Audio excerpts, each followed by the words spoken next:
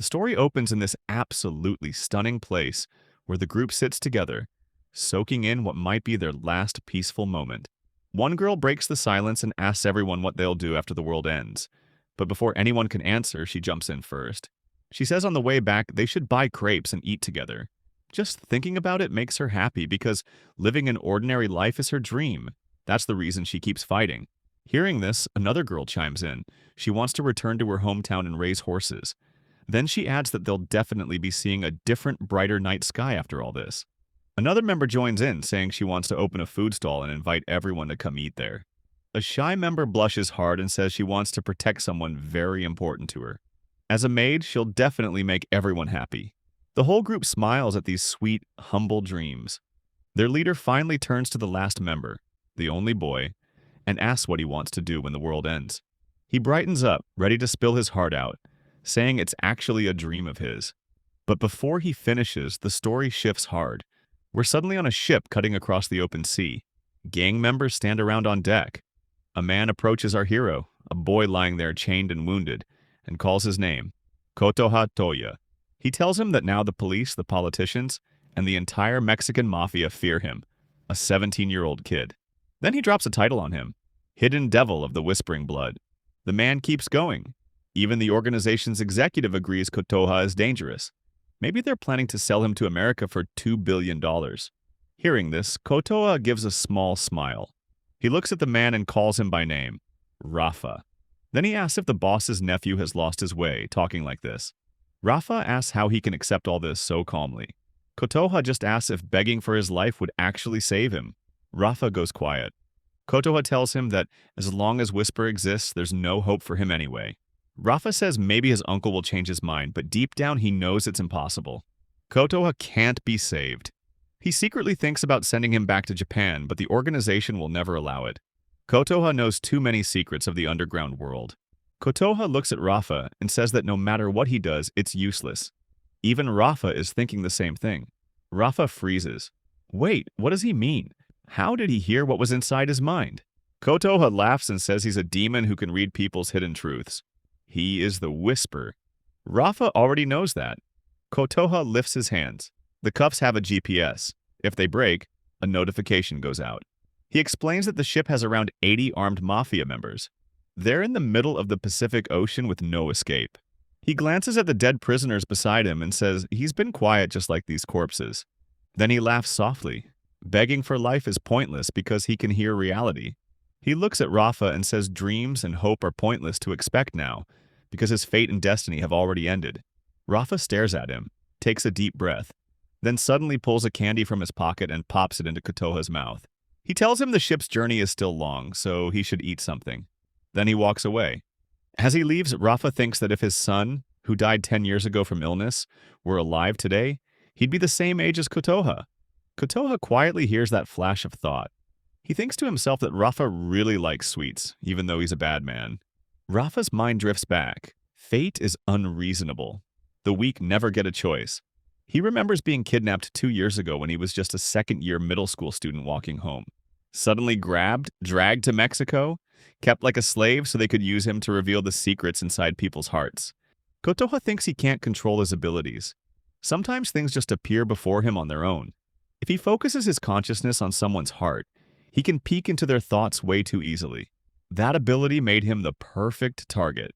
If things had gone differently, maybe he'd still be a normal high school student worrying about homework instead of human trafficking. A loud thud suddenly shocks him. He looks up. A girl, one of the prisoners, steps toward him and says the candy sounds tasty. She asks if he'll give her some too. Kotoha panics. Wait, she's alive? She moves closer and says he still has candy in his mouth, so he should share it.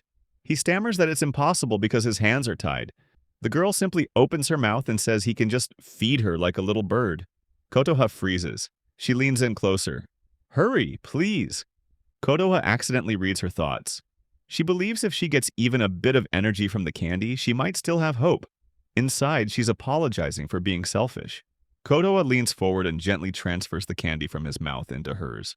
His first kiss happens in the most unromantic setting imaginable, chained on a mafia ship. The girl smiles and tells him he brought her back to life. She thanks him sweetly. Kotoha stares and asks why she's even here. Is she with the mafia or what? She smiles wider and says she's just a demon lord. She was captured because she made too many enemies and fainted from hunger. Kotoha panics internally. What is she talking about? He thinks she must be quoting some novel. There are no monsters in this world. Maybe she's just a spoiled kid who got chained here like him. He decides none of it really matters anyway. Suddenly, the girl moves close again, kisses him, and transfers the candy back into his mouth. Kotoha freezes in complete shock. He tells her she didn't need to return it. She says she's fine now and thanks him again, saying she's glad he was there during such a desperate moment. Now she feels strong enough to fight. Kotoha asks if the line she just used is from some novel. The girl looks confused. He explains, those young adult novels with cool illustrations, the ones he loved back in Japan. Stories that made everyday life feel like a dream. Her eyes light up. She leans in and asks him to tell her his dream. Kotoha takes a long breath. He says he just wants to experience youth like a light novel protagonist. He laughs awkwardly. Sounds stupid, doesn't it? The girl smiles warmly and says it doesn't sound stupid at all. She understands him. He blushes, surprised someone actually gets it. She then asks if that makes her the heroine. Kotoha turns bright red and murmurs, maybe a little. The girl blushes too and laughs softly. She says dreams are wonderful because they fill people with hope. And if they escape from here, she's sure their dreams will come true. Kotoha takes a deep breath.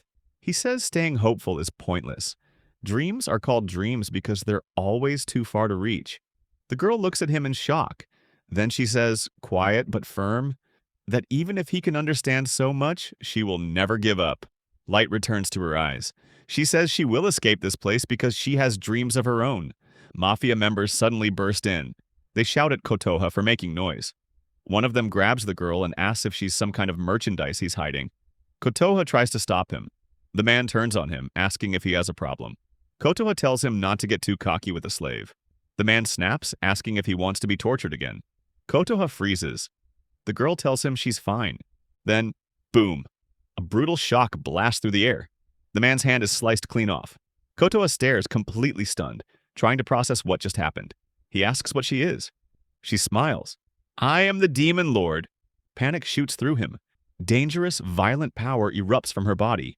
She declares she's the one who can never be defeated, the one who stands against the world, the warrior who will never bow to the light. The power bursts again. The mafia members are wiped out instantly. The force is so strong the entire ship splits apart. Kotoha watches in absolute horror. He can't even process it. What is this shadow? Where did it come from? The demon lord laughs.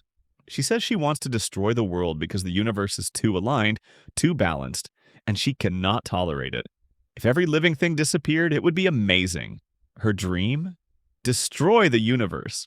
Kotoha cries out, asking what she really is. A black shadow surges from her and slams into him. His scream tears out as pain storms through his mind. He coughs hard, still chained. The girl steps closer. She says he's one of the masters, monsters who could never become human but always wished to be. Creatures meant for a final ending. She points at his chains, and a burst of power shatters them instantly. She lifts her hand to the sky and releases another wave of power. A massive monster forms in the air, born from her energy. As she walks forward, she says she will never give up on her dream, no matter what she has to sacrifice. Even in despair, she will never abandon hope. Then she asks what Kotoha will do. Kotoha panics. He tells her not to talk like it's easy. He's weak. He's accepted his fate. But then he hears their secret whispers again. The plans to torture him, sell him to a human experimentation lab for $2 billion. False promises of sending him back to Japan. All lies, all fake hope. She tells him that reality and fate feel meaningless now. But his heart already knows the answer. Kotoha looks at her. She says he has a dream he wants to turn real. She tells him he's not a slave of destiny. She tells him to fight back with everything he has, to grow stronger. Then she smiles. They should begin their light novel story. She challenges him. Let's see who reaches the ending first. She walks away saying they'll both give their best, even as enemies. Kotoha wonders why the demon lord shines so brightly. Then the ship collapses entirely. He falls into the sea. Sinking deep, he thinks the demon lord must have suffered the same kind of pain he did. Yet she still smiled, still talked about hope. Maybe she really is the kind of person who can turn dreams into reality. He realizes how foolish he's been, giving up like that. As he drowns, he thinks he has a dream too. He wants to be like her. He wants to destroy the pain that destroys hope. Suddenly, Kotoha rises, breaking through the surface with a violent gasp. He realizes he wants to live. He remembers how he had given up earlier. Now he swims forward through the crashing waves with everything he has. He thinks about being a normal high school student, going to school with friends, experiencing love. The sea thrashes violently, but he screams that he wants to survive. He wants his own youth. He wants his dreams. He pushes forward, refusing to stop. Then a giant wave rises before him. He admits he knew he might never reach this dream. Frustration burns inside him. He wonders if things would be different if he had never given up. If he had one more chance, he would never abandon hope. He would change his fate. High above, the demon lord watches him. She thinks this was supposed to be their battle alone. She sighs, saying the ending has restarted, but fate is fate. She won't interfere. She wonders what final moment he'll reach. Kotoha sinks again. He thinks that this time he will truly become the light novel protagonist he always dreamed of being. A blinding light erupts from the ocean. His eyes open. A girl is holding his hand. He coughs and asks if she's an angel. She smiles warmly and says she's not. She's a maid, and her name is Koto Yoru. Then she says, "Welcome to the Temple of Faith and the Angel of Reincarnation." Kotoha stands there, thinking about his childhood. He remembers being sent to a temple near his home when he was small. The head priest there, an old man who was also a boxer, often trained him in boxing. He recalls a memory of the old priest telling him this was his promise. When people pass through painful, difficult times, they become hard. But Kotoha must remain a good person. He must stay happy no matter how deep or harsh the troubles get. He must stay true to himself, and if he ever needs strength for that, the old man will teach him as much as he can. Kotoha silently apologizes to his master. He thinks about how he was beaten, how much pain he felt, how scared he was, how he couldn't endure it anymore, how he broke down and started helping the mafia thugs because of their threats. With tears falling, he tells himself that someone like him can never change his fate, and that maybe he should never have made that promise. The scene shifts. Now he stands inside the temple of the goddess of fate and reincarnation. Kotoha is stunned. He asks himself whether he's dreaming. He remembers drowning in the ocean, yet he woke up here. He wonders if this is some kind of setup. Still confused, he hears the angel beside him speak, introducing herself as Luna and explaining that she's a maid who will escort him to the goddess. Luna climbs the stairs. Kotoha follows nervously. At the top, he sees a towering goddess who welcomes him and introduces herself as Goddess Baresion. Kotoha is shocked, speechless. He listens as the goddess says she's summoned him so she can grant a wish. She explains that she's calling the souls of the dead. Kotoha looks up and sees a shining star in the sky, and then sees countless souls gathering. The sight leaves him breathless. The goddess continues, saying that because of his remarkable bravery, there's a world she wants him to save. Surprised, Kotoha asks himself if this is reincarnation into another world. The goddess laughs and comments that young people understand things quickly, and that helps. Kotoha thinks he had believed his life was over. He'd completely given up. He never imagined anything like this could happen. The goddess tells him that if he accepts, she'll give him any skill he chooses. He listens as she lists them one by one. Immortality, infinite mana, skill absorption, adaptability, and more. Then she adds, half joking, that if he's into lewd things, he could choose hypnosis or invisibility. Kotoha is startled. He wonders if this truly is real reincarnation. Deep down, he feels she isn't lying. Kotoha finally speaks to himself, saying he wants a destiny where dreams and hopes can come true. He wonders if he can start his life again. He considers how unbelievable such a chance is for someone like him. Then he asks the goddess for a moment to think. The goddess admits she thought he would accept immediately. Luna glances at him. The goddess tells him the decision is important. He can take as much time as he needs to think about his next life. Kotoha steps outside the temple. He stands there, deep in thought. Luna approaches him. He apologizes in his mind for dragging her into this. Luna responds gently, saying it's fine. Helping reincarnated souls is part of her job. Then she asks a little awkwardly if she can be a bit rude for a moment, explaining that she can't hold it back anymore. Kotoha looks at her, confused. Luna pulls out a cigarette, lights it, and exhales, noting with relief that she finally feels alive again. Kotoha panics a little, realizing this is what she wanted. Luna asks if he wants one too. Kotoha refuses, thinking to himself that he's still young. He then asks if people like him come to the temple often. Luna explains that yes, around 4 to 5 arrive every month, because the goddess is extremely picky about who she chooses. Then Luna adds that Kotoha is the first person she's met who can read minds. Kotoha is stunned. Luna explains that because of the goddess's power, she quickly grasps the whole story of anyone she summons, and that's how she knows his name as well. Kotoha hesitates, then asks himself whether she also knows what he did in the mafia's place. Luna falls quiet for a moment, then says he didn't do it willingly. He was forced. Kotoha snaps internally that it's the same thing. He thinks about how he didn't resist like a demon lord, how he simply obeyed, how so many were hurt because of him. A bitter laugh escapes him as he thinks that no matter how much he ignores it, his fate will always drag him toward hell. He wonders if someone like him should even be reincarnated into another world. Luna finally understands what's been troubling him. She stands and tells him he had no choice. He was still a child. She gently pats his head and tells him not to think about painful things. Kotoha freezes, shocked. Luna leans closer and says he looks like a sad child who's suffered too much, and that even someone like him deserves happiness. Hearing this, Kotoha remembers his master and tears fill his eyes again. Luna suddenly pulls back, admitting that she got distracted for a moment and he instantly read her heart. Kotoha shyly admits to himself that he doesn't even remember the last time anyone said something kind to him. Even if it was just sympathy, he still felt happy. Luna is surprised. Kotoha silently thanks her. He decides he's made up his mind. He promises himself he won't fall into despair. He believes he must trust himself again, turn his dreams into reality, and make up for all the terrible things he's done. He wants to save people in the next world. He wants to become a good person. Then Kotoha smiles to himself and thinks that someday he wants to become someone everyone can support. Someone who can live his youth proudly. Luna listens quietly. Then she says she'll always pray for him, because that's what elders do. They watch over the young and care for them.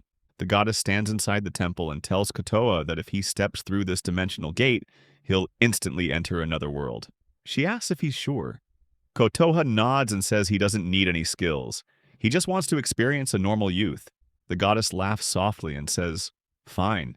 She'll remove his mind-reading ability and reincarnate him into a person with no powers at all. Hearing this, Kotoha becomes excited. The goddess wishes him a wonderful new life ahead, then tells her maid, Luna, to bid farewell to him as well. The dimensional gate opens.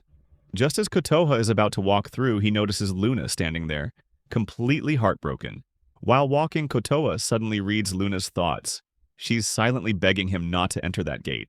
Kotoha freezes, shocked, because Luna reveals the truth. This gate, this reincarnation, all of it is a lie. It's a trap created by the goddess. The goddess sees Kotoha hesitate and grows uneasy.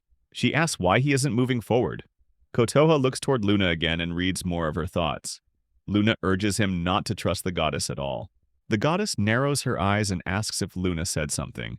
Then she snaps at Luna, demanding if she even understands what she's doing.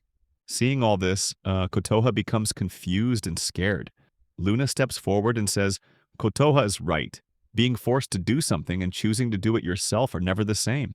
She smiles at Kotoha through her tears and says she also wants to become a good person. The goddess raises her hand. Dark power erupts. Kotoha panics and tries to stop her. Luna cries out and tells Kotoha to run, but the goddess unleashes her power, and in a single moment, Luna is crushed. Her body is torn apart. Kotoha stares in horror, unable to breathe, unable to understand what just happened. The goddess now reveals her true demonic form. Kotoha reads her mind. She thinks Luna never understood anything, no matter how hard she tried, but that was what made Luna amusing enough to keep around. But someone who can read minds, he's far too dangerous. Now that the sideshow is over, she says they should begin the reincarnation process. All the pioneers who pass through this gate are waiting eagerly for him. Kotoha hears voices from the gate. Someone thinking excitedly about defeating a dragon, upgrading skills, wondering what the next town will be like. As he listens, the demon goddess suddenly wraps him in her monstrous tentacles. He struggles and tells her to stop, but she squeezes him so hard that his hand shatters. She tells him everything is fine. His body is simply melting and merging with the gate. Once he becomes a spirit, all pain and suffering will disappear. He should just give up, surrender to despair. Kotoha, furious, shouts that this is nonsense. He died once before. He finally found hope. Why must it end like this again? The witch sneers. Fate is called fate because it can't be changed. Hope is just an illusion for those trying to escape reality. Did he really think he was some hero in a story? She crushes him harder, saying youth will never come to him, and his story ends here. Kotoha wonders if this is really the end. Is fate truly unchangeable like she says? Just then, something slices through the air. The demon's tentacles are severed in an instant. Kotoha looks up in shock. A beautiful girl stands there holding a guitar, having struck the goddess. The demon howls in anger, demanding to know who she is to interfere. She claims she'll send this girl to a world where all her dreams come true. The demon sends a swarm of tentacles toward the girl. The girl spins her guitar, charges forward, and destroys the tentacles one after another. The witch stares, stunned. The girl leaps in and delivers a fierce strike. Kotoha can barely process any of it. The girl turns to him and asks if he's okay, if he's injured. Her teammates arrive and tell him not to worry. They're allies here to rescue him. Kotoha warns them to be careful, not to get caught. One of her partners says their captain knows exactly how to hold the demon back, so he should just watch. The captain, the girl with the guitar, launches herself high into the air and unleashes her magic. The demon goddess screams that humans could never possess enough power to harm a god. It's impossible. What kind of power is this? Who is this girl? The captain spins her guitar and unleashes her magic attack, Star Shatter Attack, straight into the demon. The demon explodes in a blinding blast. Kotoha watches, stunned, tears filling his eyes. He whispers that fate can be changed. He looks at the young rescuers, kids searching for hope, just like the demon lord did. He thinks he never had the strength to fight or save Luna. He couldn't even escape on his own. They're nothing like him. He stares at the captain and realizes she's exactly the protector he always wanted to become. Injured and limping, Kotoha forces himself to stand. He asks the girl who she is. He doesn't understand what's happening. The girl smiles warmly and says they're members of an organization that fights to save this world. They fight the apocalypse with their own hands. They fight so they can buy a little more time to chase their dreams. Then the captain says, "We are the Apocalypse Stagnation Committee." Kotoha hears the committee's name and freezes, stunned. He thinks about everything. After the demon lord, then the fake goddess, and now this mysterious organization he never knew existed. It all feels like something ripped straight out of a light novel. He remembers how he could never take even a single step in life by his own will, and wonders if, maybe, just maybe, this world might let him turn a dream into reality. The scene shifts. A girl injects something into his arm. He flinches, confused, asks why. Then everything goes dark. Voices echo as he fades out. According to the student council president's orders, he is to be taken to Azure Academy. A new scene. His eyes open. A girl stands over him, telling him to get up. He stares at her in shock and asks where he is. She explains it's the infirmary, and her name is Niao, first year, junior division of Azure Academy. Kotoha suddenly remembers she was at the temple too. Niao explains their regulations. When civilians are rescued from disasters, they must be sedated first. Kotoha nods, finally understanding. He smiles, relieved, thanking her for saving him. He says he went to heaven and almost died again. Niao snorts, saying he totally fell for it. She explains the goddess had been deceiving humans, baiting them with a fake reincarnation offer just because they died. Kotoha panics. So he never died? He's still alive in the real world? Niao nods. He's alive. This isn't heaven. And they've already treated all his injuries. She says it's lucky they were there. Kotoha then asks if she woke him up for a reason. Niao startles. Yes, she was supposed to take him to the meeting room. They need to discuss his future. If he doesn't understand something, he can ask her. The scene shifts again. Kotoha follows Niao quickly down the corridor. She tells him to head downstairs. His companion is already waiting. Kotoha blinks, wondering who she means. He opens the door and freezes. Luna, standing right in front of him. Both stare at each other in disbelief. Kotoha asks if she's really Luna. He thought she died. Did the End Stagnation Committee save her too? He starts explaining wildly. The same people who defeated the fake goddess with that magical guitar strike. Luna panics and tells him to wait, but before she can finish, bright lights strike them from above. A booming voice orders silence. On a high platform stands a girl whose very presence radiates authority. She says everyone is present, so they will begin. Kotoha looks around the hall. Rows of masked people sit around them. He trembles, asking what this place is and why they're being treated like exhibits. The leader, Student Council President Antolia, steps forward and begins. She announces they will now conduct the hearing for Kotoha and Luna to determine their disposal. Both of them choke on fear. Kotoha stammers, "Are they going to be killed?" Antolia calmly says yes. They will be crushed in a pulverizer until nothing remains. Kotoha bursts out in panic, asking why she's suddenly saying something like that. Antolia explains. The two of them are what they call the end. Kotoha stares, confused. Another committee member explains, Kotoha is a civilian completely outside their frame of reference. Antolia demands an explanation. The member clarifies, if you check the dictionary, end refers to the final point, when everything collapses. But for them, the end is something else entirely. A tear in the universe, a future threat that will destroy the world, a dangerous factor opposing the world itself.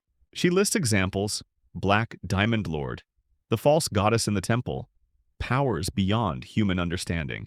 These powers are the end. Antolia explains that the world is made of powers far beyond human comprehension. They call them end abilities. Kotoha's mind reading, just like the fake goddess, falls into the same category. A dangerous threat. End powers, she says, have been increasing for years. If left unchecked, they will destroy the world. That's why they eliminate them now, before the damage grows. She ends by saying the hearing is only a formality. The decision to eliminate them has already been made. Terror swallows Kotoha. How could mind reading, a simple ability, ever equal the power of that fake goddess? How could he possibly destroy the world with something so small? Nothing makes sense. And yet these people genuinely intend to kill them. Kotoha snaps in anger, telling the council president she can't just decide their fate on her own. He insists the resignation committee already has a grudge against them. The member standing beside the president immediately orders her trained knights to restrain them. One knight swings his baton at Kotoha. Luna instantly shouts for him to duck, and she leaps in front of him. She shields him, taking the blow herself. The moment the baton hits her, her arm detaches. Everyone freezes, stunned, as threads spill from her torn limb. The council president calmly states that Luna is a mechanical doll woven from threads, an artificial worker model. Kotoha stares at her in disbelief. Luna quietly apologizes. Committee members declare that all ends possess such powers, telling Kotoha not to trust their faces because they aren't human. They insult him too, calling him a monster. His chest tightens. He wonders why he can never escape his cursed fate, why he's called a monster even here, why he isn't allowed to live a normal life no matter how hard he tries, why he always ends up unrewarded. In that moment, he vows. He will become the protagonist of his own light novel. He swears he will change. He reflects on his life of excuses, on how expecting nothing from himself kept him from ever learning how much pain and courage hope truly demands. Meanwhile, he hears the committee members' thoughts, their desire to kill him and destroy everything. Kotoha refuses to go back to his old self. He won't be that person anymore. He will be a protagonist. Then suddenly, a voice cuts through his thoughts. Exactly. Don't hold back. Use everything. Kotoha turns toward Luna, but she didn't speak. So who did? His gaze shifts to the president, her thoughts echoing directly into him. She urges him to use his powers to their fullest and create a place where these powers can have purpose. Kotoha is stunned. This is the student council president. As he reads her mind, she tells him she's the only one who knows he can read minds. Everyone else simply believes he can predict the future. She instructs him to keep this whisper ability secret, to master it, to fight with it, because one day this power will become a weapon that protects him. Kotoha panics. She knows about his ability. She's talking only to him. Why is she giving him advice?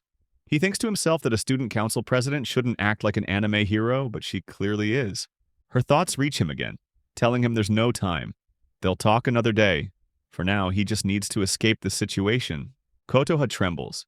She threw him into chaos with a confusing piece of advice. She calls the whisper ability a weapon, but he has no weapon. How is he supposed to survive a situation like this? His mind races. Their enemies have weapons specifically designed to hunt monsters. Maybe this is the path the president pointed toward. If that realization is correct, then maybe Luna and he can still be saved. He steels himself. He thinks about regret, how living with regret is far worse than chasing a dream. Then Kotoha raises his hand and speaks. He asks the president, "They're an organization that fights ends to save the world, right?" She confirms it and adds that's exactly why they want to dispose of him. Kotoha points at her. "Isn't that strange?" Then he points at the magical guitar held by the member beside her. He explains that a single strike from that guitar destroyed the golems. Its supernatural power is immense. So isn't that guitar itself also an end? The girl beside the president asks if that's true. Another member questions how the second highest officer in the organization doesn't know. The president replies, "Link ring, shadow of cherry blossom." Yes, the guitar belongs to an end, though its destructive mechanism is unknown. But it benefits them greatly. Kotoha realizes he was right. It is powerful. He declares that he will also use his end ability, the one that predicts the future, and cooperate with them, if they spare their lives. The committee member laughs. She mocks him, asking if he thinks he can function like her guitar. She claims he's underestimated her. She lifts her guitar and demands to know what he thinks he can do. She unleashes her power. Kotoha straightens, forcing courage into his voice. He admits he doesn't know what he can do, but even so, by believing in himself and staying in the present, maybe his youth will finally exist. He shouts, burning with determination, that all of this is for the sake of a dream, and he swears he'll save this world too. Fury surges through him as he steps forward. The girl swings her guitar, sending a violent strike directly toward Kotoha. Kotoha and the girl are about to fight. She pulls back her fist to punch him, then says she finally understands his resolve. She challenges him to play rock, paper, scissors with her. Kotoha freezes at her words and stammers, asking what she means. The girl says that if his predictions about this world are really true, then he should prove it by defeating her. If he loses, he'll be crushed on the spot. Kotoha replies that this is the kind of fight he was expecting. He asks if she's absolutely sure. The girl says she's the powerful, beautiful girl everyone loves. Does he really think he can defeat Koito?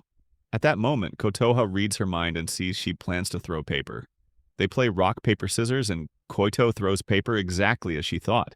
Kotoha instantly adjusts, and Koito loses. All the committee members stare in shock. Koito says it's not over. He'll have to play 100 matches with her. Kotoha is stunned. Koito grows irritated, and they start playing rock, paper, scissors nonstop. In the end, Koito loses again. She panics and admits she's lost rock, paper, scissors 10 times in a row. She says he truly is better. Kotoha grows nervous, thinking he only won by reading her mind. He cheated. Then he thinks about the student council president and silently thanks her for keeping his secret, wondering if she really predicted all this. The student council president tells everyone to sit down. It's time to reach a conclusion. First, she asks both wings for their opinions. Koito says that officially recruitment is the only choice. The next member disagrees, saying naturally she's against it because humans' rights and emotions make them unstable and hard to predict, which makes trusting them dangerous. The president notes that the two opinions are completely different, which means everything now depends on her own vote. Kotoha takes a deep, shaky breath. Then she calls both Kotoha and Luna by name and tells them they're being accepted for a trial enrollment under the organization's surveillance.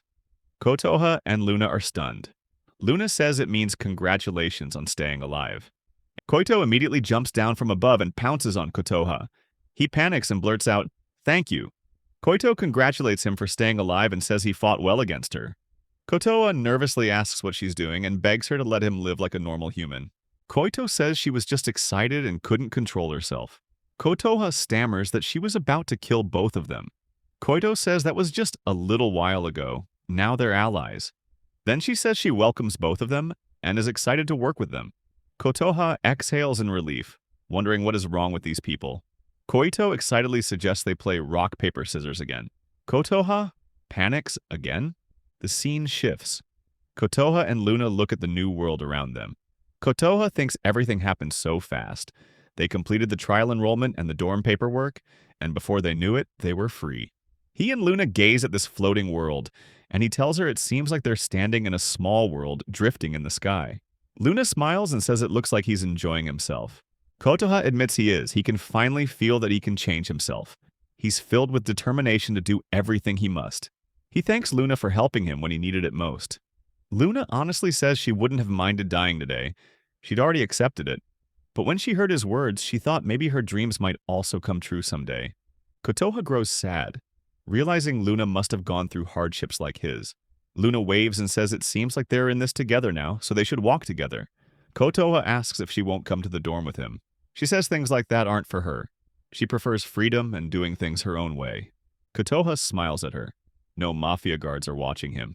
No chains bind his hands and feet. He's out of captivity. The freedom he wished for every single day for 2 years is finally his. He breaks down, sobbing loudly. Behind him, hidden quietly, Luna listens to his cries. The scene shifts again.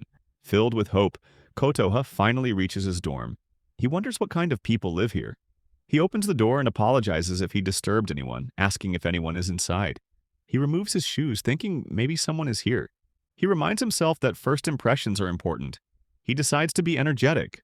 He opens the door with raised spirits and introduces himself. His name is Kotoha, and he's been assigned here from today. As he opens the door fully, he sees a community member inside, doing something with a bat. Kotoha freezes. She glares at him angrily and tells him to get eliminated. Kotoha panics, apologizing and insisting he didn't mean anything by it. And just like that, his new life begins. A life where he will turn his dreams into reality. Kotoha introduces himself and explains that his name is Kotoha. He states that his dream is to experience youth the way a light novel protagonist does, and he expresses that he will do whatever he must to make that dream real. In front of him, Koito stands and remarks that this is the reason he was able to stand up against her earlier. She continues by saying his dream is a good one. Kotoha, now nervous, responds by thanking her. Koito turns to her team and explains that Kotoha and the girl with him, who is absent right now for reasons unknown, both appealed to her. Because of that, she's decided to include the two of them in her team. Then she tells her team they should introduce themselves as well. Koito presents herself as the leader of the team, as one of the strongest and most beautiful girls in the world, and gives her name as Koito Hikari. The member standing beside her speaks next. She describes herself as the cute junior who handles all missions and housework flawlessly, and she gives her name as Nyao. Then Koito points toward the third member and explains that she's the brain of the team, the one who manages all the complicated work. She states her name is Marisa. Kotoha immediately bows and expresses that she should forgive him for earlier. Marisa, flustered, responds by saying she doesn't want to be reminded of that incident. Koito quickly cuts in and states they should move on, because they're comrades fighting for their dreams. Marisa comments that the captain is always very impulsive. She insists she won't accept the idea of a boy living in their house. Kotoha, feeling nervous, thinks to himself that comrades who fight for their dreams. Maybe he truly can work here. The scene shifts. The next day, his door opens, and the second wing member of the student council president arrives. She informs Kotoha that the president is calling him and instructs him to come with her so she can take him to the president's room. Kotoha looks at her nervously, then remembers she had told him they would talk later. Because of that, he responds immediately with agreement. The wing member states her name as Von Seaman.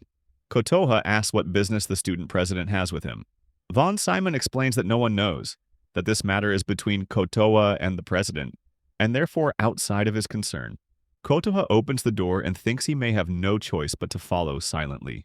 Walking quietly, he follows Von Simon, looking out at the shining sky. Seeing the outside world, he becomes completely astonished. He notes that the night had been too dark for him to understand anything, but now this world appears incredibly beautiful.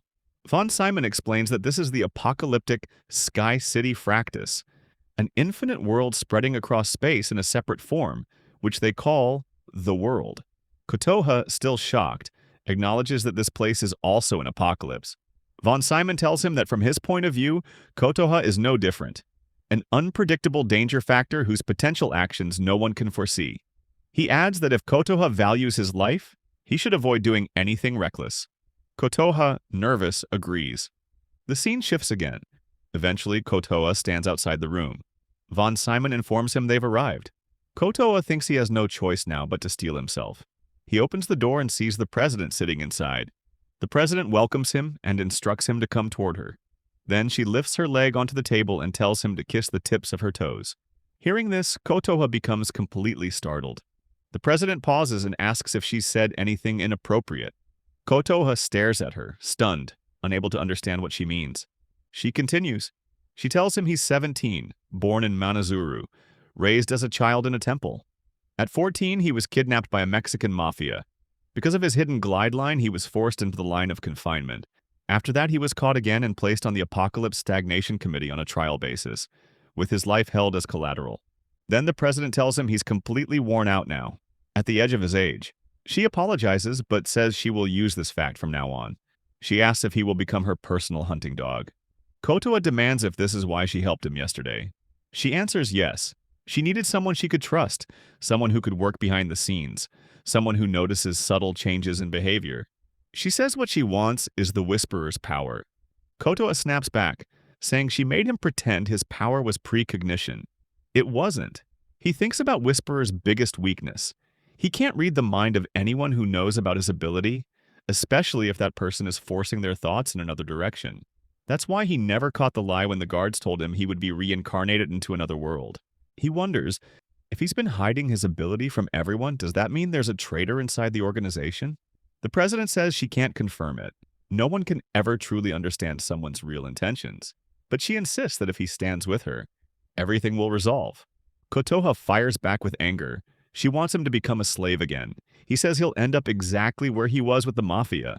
She denies it. She says this isn't a one-sided order. She wants equal negotiation. Kotoha asks if she'll give him a reward. She says he's right. Then she explains, trust can't be built if someone feels their life is being threatened for obedience. The president steps closer to him. Her presence sharpens, her tone low but intense. She says that as long as he stays with her, she'll fulfill one of his long-buried dreams. She moves even closer, invading his personal space. Kotoha stiffens, startled. How does she know his dream? He tells her she's getting too close. In a rush of nerves, Kotoha stumbles and drops onto the sofa. The president steps forward and stands over him, leaning down, her shadow falling across him. She tells him to dive into affection, into closeness. Kotoha flusters, asking if she's being serious. She tells him that sweet, confusing closeness is part of youth, isn't it? She says she'll give it as a reward. Kotoha freezes, unable to look away. She tells him they should become lovers. Instead of physically holding him, she places a firm hand on the sofa beside him, leaning in until her presence feels overwhelming. Her voice is steady, unshaken. She says she's completely serious. His thoughts race. What is this situation becoming?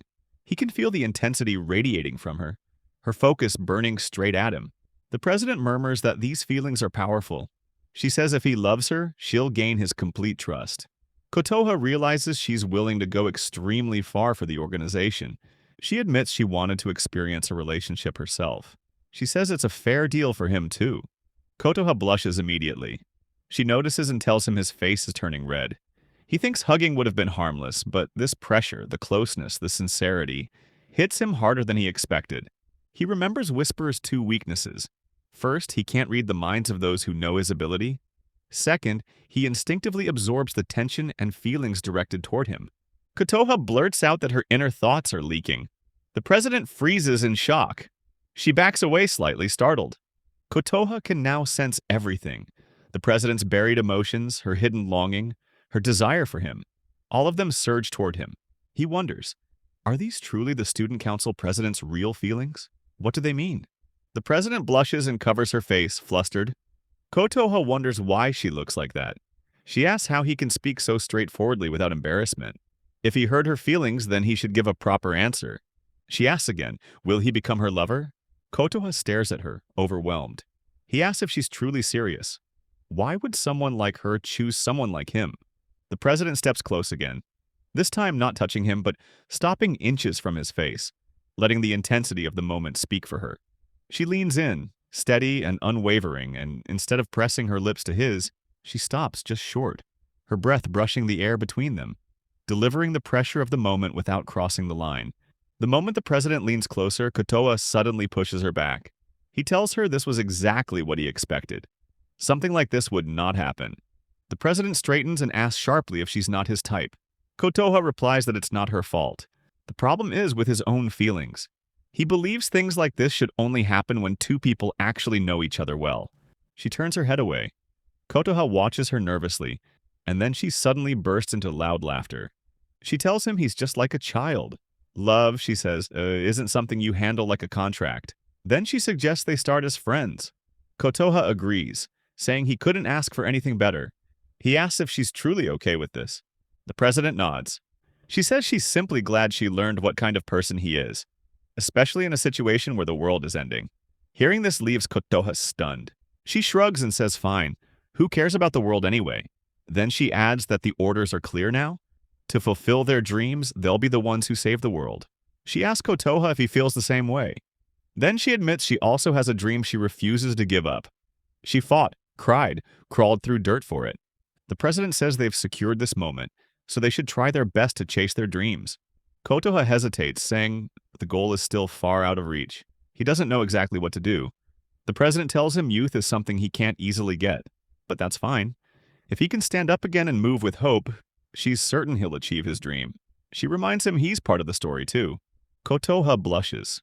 She smiles and says that someday she'll make him swear loyalty to her, and when that day comes, he'll be the one who kisses her. Until then, they'll remain friends. Kotoha stammers that it's fine. He thinks he must focus on himself first. There's no space in his life to think about love, but he's grateful just to still be alive. He tells himself he'll try his best to become someone he can be proud of, someone who can live his youth with confidence. The president says she'll cheer for him. She adds one last request. Maybe he could try accepting her feelings someday. Then she steps closer and gently taps her hand on his cheek instead of anything intimate. Kotoha turns red. She says that's enough for now. She jokes that if he wants, they can go further, then laughs and says she's joking. Kotoha flinches and tells her she overdid it. She apologizes, saying this is where things must end for today. Finally, she opens the door and says that from now on, they'll be comrades who chase their dreams together. Kotoha nods nervously, but the moment they step forward, he notices Simon and Luna staring at them intensely. Both he and the president freeze. Luna marches toward Kotoha, angry. She demands to know if he was secretly meeting someone. Kotoha denies it. She accuses him of leaving her. Kotoha says she was the one who disappeared yesterday. Suddenly, a voice calls out, and the rest of the team arrives. Koido smiles and says they've come at the right time. Let's go eat. She says today she'll treat everyone as a special exception. Kotoha thinks that dreams and hope are nothing but expectations that lead to pain. He spent his whole life in suffering because of thoughts like these. Koido grabs his hand and tells him to hurry. Kotoha winces and tells her not to pull him. Luna laughs at the scene. Kotoha apologizes to her for yesterday. Luna says it's fine and smiles. Things would get boring without a little chaos. Kotoha thinks moving forward for hope is painful, but he won't hesitate anymore. He wonders if one day he might meet that demon child again. No matter the pain, he decides he'll never abandon hope. Then Niao tells Kotoha his first mission has been decided. He and Koido will go together to take down an anti-reality cult occupying an apartment building. Kotoha squares his shoulders. This is his first mission. Koido offers to accompany him if he's scared. Kotoha replies that he's decided to give everything he has, so whatever comes, he'll fight it. The scene shifts, and a massive, single-eyed monster stands before them, ready for battle. Kotoha stares at it in fear and wonders if he can truly fight here. Now the scene shifts to Spain, inside the vibrant streets of Barcelona. Niao excitedly tells Kotoha to look. This is the Sagrada Familia. She glows with excitement. Kotoha says he's only seen it in books before. He adds that he never imagined they would travel abroad to fight an apocalypse. He says it's expected from an organization that protects the world. Niao replies that they're serious about this. Kotoha nods, saying that if he completes this mission, he'll officially enroll in the academy. Niao praises his attitude and insists they must make sure they succeed. She starts eating a snack. Kotoha nervously thinks she's talking like this while acting as if she's on vacation. Niao laughs and says that even though she's a first year, she's strong enough to handle Koido's squad, so he should relax and leave it to them. Kotoha nervously says he hopes everything goes well. Niao asks if he wants to compete with her. He says he's joking and that he's counting on her. Both of them should do their best. Suddenly his ring shines. He mutters that it must be a message, though he doesn't know from whom. When he opens it, he sees all the messages are from Luna. She keeps asking if he arrived safely, if something happened, and why he isn't reading her texts. She seems genuinely worried about him. Kotoha nervously reacts, saying it's been only an hour since they separated, and she's already sent so many messages. Niao laughs, calling Luna interesting. She adds that even though she only met Luna today, Luna clearly wanted to come with him. The scene shifts to the past. Luna tells the other team members that she and Kotoha are connected by fate, and she can't accept that they're being sent on different missions. Koito also objects, complaining that she's being sent alone on a solo mission, which is too boring. Marisa tells Koito to stop crying. She explains that the mission is designed to test the rookie's abilities, and if Koito goes herself, she'll destroy everything because of her impulses. Hearing this, Koito freezes and looks at Kotoha, telling him it's not fair. He wants to go with her, right? Luna also says he should come with her. Kotoha panics and tells them to back away from him. The scene shifts back to the present. Kotoha texts Luna that they should both give their best on their first mission. Niao teases him, saying he's texting Luna so casually. Looks like he's already used to the ring phone. Kotoha says the device is convenient. A small, invisible ring he can wear on his finger. It feels futuristic. Niao responds that since he can use it now, she'll share the Apocalypse case file with him for rookie training. Kotoha is surprised such a thing exists. Reading the files, he says he never understood what apocalypses were like, but this helps. Niao asks him how many apocalypses he thinks were confirmed last year. Kotoha guesses 10. Aren't these things meant to destroy the world? Niao says he's completely wrong. The actual number is 10,000. He panics, calling that too many. Niao laughs, saying it's normal to be shocked when he didn't even know what an apocalypse was until now. She explains that there are endless cases and they should gain knowledge before fighting their first mission. A white screen opens. Niao explains that for each apocalypse, they calculate its potential to destroy the world. Then they classify it into 10 stages, called the Apocalypse Potential, Stage 1 to Stage 10. Kotoha nervously asks if it's like the leveling system. Reading one file, he panics. This is a Stage 7 apocalypse. Apocalypse number 5647, the Eiffel Tower Snail. It has properties like signal jamming, memory distortion, and soul alteration of anyone who enters the tower. Niao explains that its ability is so strong that even if someone is altered, they wouldn't know. It's extremely dangerous. Kotoha is stunned. Niao shows another case called the White Wing. If someone merely wishes for the world to perish, the world would end instantly. Kotoha panics again. Everything is so extreme. Controlling them seems impossible. Another case appears, the Soul Accumulator. Kotoha recognizes it. It's the opponent who nearly killed him. He sees it was Stage 3. Even that level had such power and it completely overwhelmed him. Yet 7 stages above still exist. He remembers how Koito destroyed it in a single moment. He trembles, thinking he wouldn't survive against even Stage 3 with his current power. Niao says they should review their first mission. Kotoha wonders which stage this apocalypse belongs to. He reads the case. Apocalypse number 819, Guts Mansion.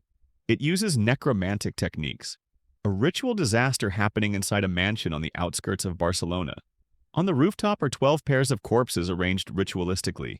The ritual is ongoing, carried out by an unknown person. Multiple humanoid apocalypses are suspected inside. Kotoha panics, meaning the mansion itself is the apocalypse. Niao explains that its potential is still undetermined because they lack full information, but if multiple apocalypses exist inside, they should consider it far more dangerous than its listed rank. Kotoha nervously wonders how dangerous this mission truly is. The scene shifts. Niao says they've reached Guts Mansion. Kotoha says they'll understand what comes next once they see it with their own eyes. He thinks the mansion is so dangerous that the goddess was nothing compared to it.